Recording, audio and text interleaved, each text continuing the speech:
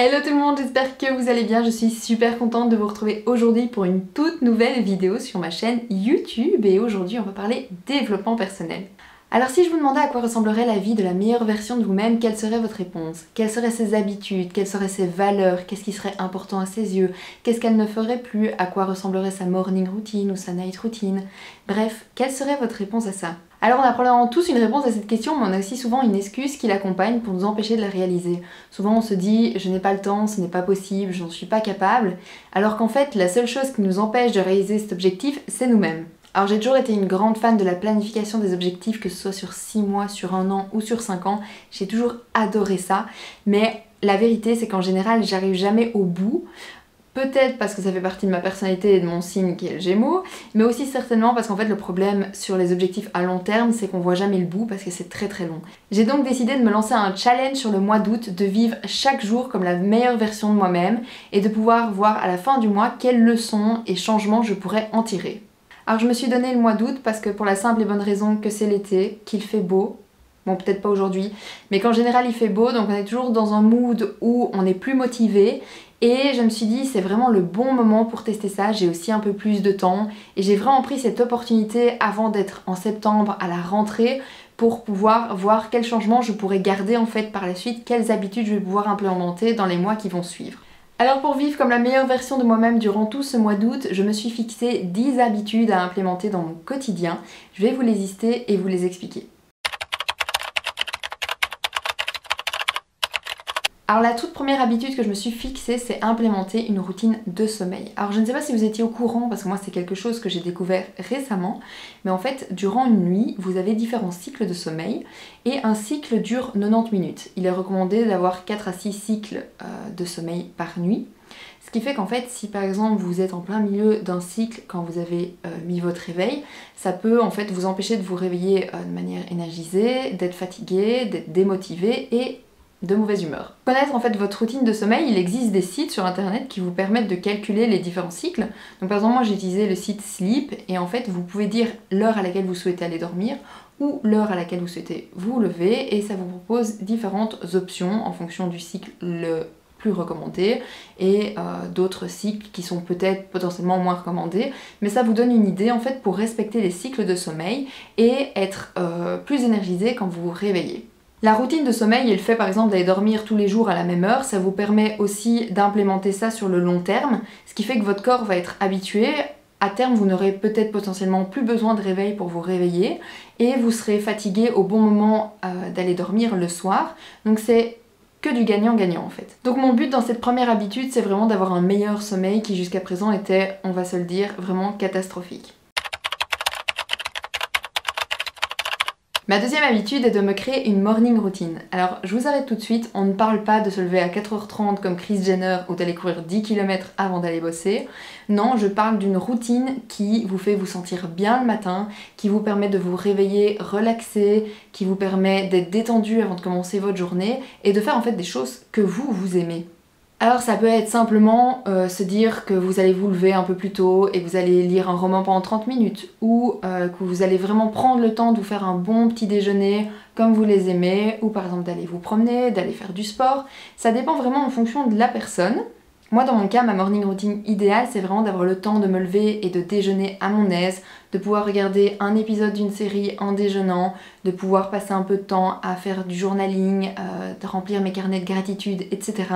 Pouvoir pourquoi pas aller faire un peu de sport, lire un peu. Bref, je vais me pencher un peu pour en faire vraiment ma morning routine idéale, mais ce sont tous des éléments qui je pense vont rentrer dedans. Le but ici c'est vraiment de pouvoir me réveiller plus motivée le matin et d'être plus... d'avoir vraiment envie de me lever en fait le matin, parce que quand vous avez une routine tous les jours qui vous plaît avant d'aller bosser, vous avez envie de vous lever en fait et de la faire et de passer ces moments-là. La troisième habitude que je vais me fixer, c'est pas de téléphone avant 9h du matin et pas de téléphone après 21h au soir. Alors pourquoi? C'est parce que j'ai tendance parfois le matin à me réveiller, directement scroller sur les réseaux sociaux et le fait est que parfois vous tombez sur des choses qui vont vous mettre de mauvaise humeur et en fait ça va vraiment donner le ton sur toute votre journée. Tandis que si vous vous levez sans écran, déjà vous êtes plus reposé au niveau des yeux, vous avez le temps d'émerger de manière plus calme, plus détendue et aussi ce que vous consommez sur les réseaux sociaux ne va pas influencer le reste de votre journée. Alors je mets juste un petit bémol, c'est-à-dire que moi pour me réveiller le matin j'ai vraiment besoin d'avoir quelque chose qui puisse me réveiller. Je sais pas comment expliquer, si je me réveille le matin juste avec le réveil, je sais pas me mettre debout. Genre il me faut un truc qui d'abord me fasse un peu ouvrir les yeux, que mon cerveau se réveille un peu et que ensuite je puisse sortir du lit.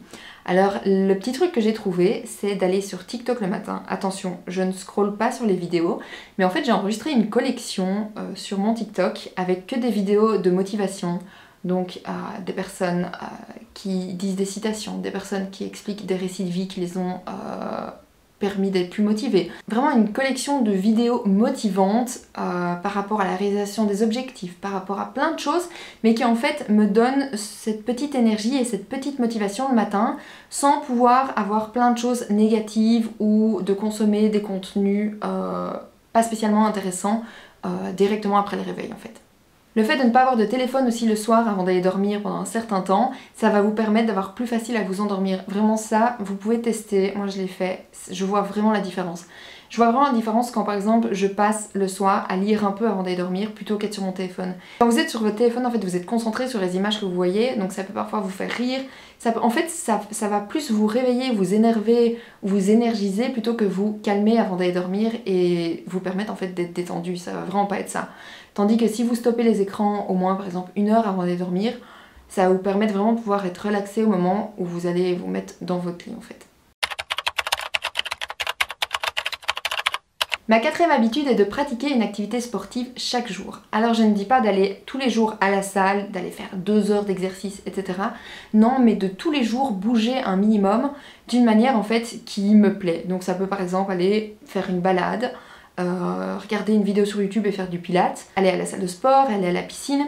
Donc le but n'est pas vraiment d'aller tous les jours faire 2 heures d'exercice à la salle, mais de pouvoir au moins me bouger un peu tous les jours et pas rester assise sur ma chaise, sans avoir cette pression aussi de me dire « Ah, il faut que j'aille tous les jours à la salle, que j'aille tous les jours faire 2 heures d'entraînement ». Non, juste aller faire par exemple une balade de 45 minutes, ça va me distraire, voir des beaux paysages, etc. C'est une manière aussi de bouger. Donc c'est vraiment quelque chose que j'aimerais bien implémenter sans pression et bouger un peu tous les jours, tout en me faisant plaisir en fait.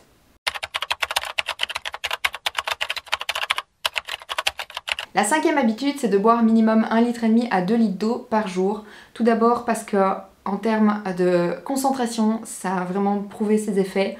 De plus, l'eau, ça vous permet d'être hydraté, d'être de meilleure humeur. Moi, je remarque que quand je bois pas assez d'eau, j'ai souvent mal de tête aussi. Donc voilà, si aussi vous souhaitez par exemple avoir une meilleure hygiène de vie, perdre un peu de poids, l'eau, ça a vraiment, enfin, il n'y a pas de secret, il faut boire suffisamment d'eau tous les jours. Moi je me rends compte que j'ai tendance à ne pas le faire, donc c'est vraiment pour ça que c'est une habitude que je me suis fixée, c'est parce que pour l'instant ce n'est pas quelque chose que je réalise tous les jours. Si vous avez du mal à boire de l'eau, il y a plein de solutions, vous avez les trucs de goût pour mettre dans l'eau, bon moi j'aime pas trop, je trouve toujours que les goûts sont un peu particuliers, mais je sais que j'ai des copines qui utilisent ça parce qu'elles n'aiment pas le goût de l'eau, elles ont toujours besoin d'avoir un goût en plus, donc elles utilisent ces trucs là. Sinon, autre solution, il y a aussi des gourdes que vous pouvez acheter qui font par exemple 2 litres, et vous avez des lignes dessus qui vous permettent de vous dire, voilà, par exemple, à 10 h du matin, je dois avoir bu l'eau jusque-là, à midi jusque-là, etc. Ça vous permet d'avoir un peu un tracker, en fait, de ce que vous consommez en eau tous les jours. Et ça vous permettra potentiellement d'en boire plus. Je vous en parlais il y a quelques minutes, mais ma 6e habitude, c'est de lire 30 minutes avant d'aller dormir chaque soir. Tout d'abord parce que je suis une grande férue des romans, j'adore ça, c'est vraiment quelque chose qui est dans mon quotidien tous les jours, mais je remarque que j'ai pas toujours le temps de m'y consacrer. Donc je veux vraiment mettre la place et le temps chaque jour que pour pouvoir lire un peu un roman. Et pourquoi avant d'aller dormir? Comme je vous en parlais, ça va en fait favoriser le calme et la détente avant d'aller dormir et vous aurez un meilleur sommeil. Ma 7e habitude est de me préparer chaque matin pour me sentir bien. Alors, on a tous vécu ça, que ce soit avec le Covid, avec le confinement, mais aussi maintenant avec le télétravail. On a tendance, quand on reste travailler à la maison, de se lever, de mettre un jogging et de rester comme ça en fait. Et le souci, c'est que parfois, au fur et à mesure de la journée, on n'est pas super motivé, on se sent pas super bien non plus parce qu'on est dans des vieux vêtements, etc. Et j'ai vraiment remarqué que quand je me prépare le matin parce que je dois sortir, le fait de mettre des vêtements dans lesquels je me sens bien, d'être maquillée, d'avoir coiffé mes cheveux, etc. Vraiment, je suis beaucoup plus joyeuse. Donc c'est vraiment quelque chose que je veux faire tous les jours, même si je télétravaille à la maison, au moins me préparer, mettre des beaux vêtements et me sentir bien dans ma peau. La 8e habitude est de planifier une période de 30 minutes par jour pour m'organiser. Donc vous prenez 30 minutes tous les jours juste pour faire de l'organisation. Donc planifiez votre semaine, planifiez la journée, par exemple vous pouvez faire ça le matin avant de commencer à travailler, planifiez la journée d'après, le lendemain, ou planifier des tâches que vous avez à faire depuis longtemps mais que vous n'avez pas encore vraiment mis le fil dessus. Bref, prendre 30 minutes tous les jours pour pouvoir être mieux organisé, parce que je me rends compte que parfois j'arrive à des deadlines super serrées qui ne sont pas encore faites et je me retrouve à tout faire en dernière minute. Je suis aussi une grande adepte de la procrastination, donc je pense que prendre 30 minutes tous les jours pour pouvoir planifier mes journées, ma semaine ou même mon mois, et de voir en fonction des tâches que j'ai, je pense que ça va me permettre d'être beaucoup mieux organisée et du coup d'être moins stressée.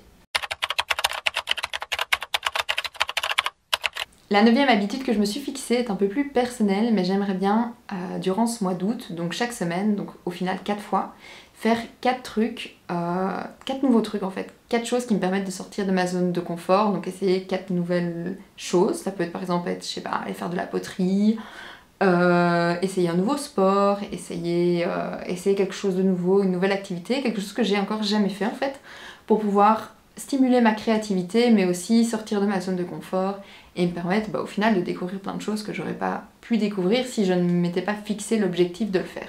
J'ai remarqué que j'ai toujours tendance en fait à rester dans mes habitudes, de pas spécialement faire de nouvelles choses. Pourtant je suis quelqu'un qui par exemple j'adore voyager seule, j'adore faire des trucs seule, ce qui par exemple pour certaines de mes copines est vraiment quelque chose qui les font elles sortir de leur zone de confort, alors que moi c'est plus une habitude. Mais c'est des choses dans lesquelles je reste, que j'aime bien et dans lesquelles je me sens en sécurité, mais je ne fais jamais en fait de nouvelles choses. J'ai jamais, ça fait longtemps que j'ai pas testé un nouveau truc que j'ai jamais fait ou quoi que ce soit. Par exemple, j'ai vraiment envie d'aller à un cours de poterie, c'est quelque chose, je sais pas pourquoi, parce qu'à première vue ça ne m'intéresse pas plus que ça. Et en fait si, parce que plus je regarde des vidéos, plus je me dis ah ça doit être cool de faire ça doit être cool de dessiner là-dessus. C'est quelque chose que j'ai envie de voir en fait, à quoi ça consiste, comment on fait avec les mains, etc. Enfin bref. Donc c'est des petites choses comme ça, sortir de sa zone de confort et tester de nouvelles choses. La 10e et dernière habitude, c'est de prendre 1 heure par jour pour apprendre quelque chose de nouveau ou me concentrer sur l'apprentissage. Alors ça rejoint un peu le point d'avant, mais j'ai tendance à rester toujours dans les mêmes choses et à ne pas aller plus loin. J'aimerais bien prendre le temps pour développer de nouvelles compétences, que ce soit par exemple en photo, que ce soit dans le développement personnel, ou que ce soit bien d'autres choses, mais prendre 1 heure chaque jour où je peux me dire ok j'ai 1 heure, maintenant je vais me concentrer pour apprendre par exemple une nouvelle langue ou pour consolider mes compétences en néerlandais par exemple, ou ce genre de choses. Et je pense qu'au bout d'un mois, en ayant mis 1 heure chaque jour sur apprendre de nouvelles choses et sur cet apprentissage, je pense qu'au bout du mois j'aurai appris beaucoup de choses et c'est quelque chose qui me manque. C'est ça que j'adorais l'université ou ce genre de choses où on apprenait toujours quelque chose. C'est pour ça que j'ai envie ici de pouvoir vraiment avoir 1 heure tous les jours pour me concentrer là-dessus. Voilà, vous venez donc de découvrir les 10 habitudes que j'allais implémenter au quotidien pour vivre chaque jour comme la meilleure version de moi-même. Alors je vais vous faire plusieurs vidéos sur ce thème-là, que ce soit sur le développement personnel, sur quelles sont les étapes que je vais faire pour implémenter tout ça. Vous faire aussi des vlogs pour vous montrer un peu le quotidien. Et bref, vous montrer en fait le suivi de ce challenge durant tout ce mois d'août. Donc voilà, n'hésitez pas à me dire en commentaire si vous avez d'autres habitudes que vous implémentez au quotidien. Et on se retrouve très bientôt pour une nouvelle vidéo sur ma chaîne. Bisous. Et n'oubliez surtout pas de vous abonner pour suivre les prochaines vidéos. Bye.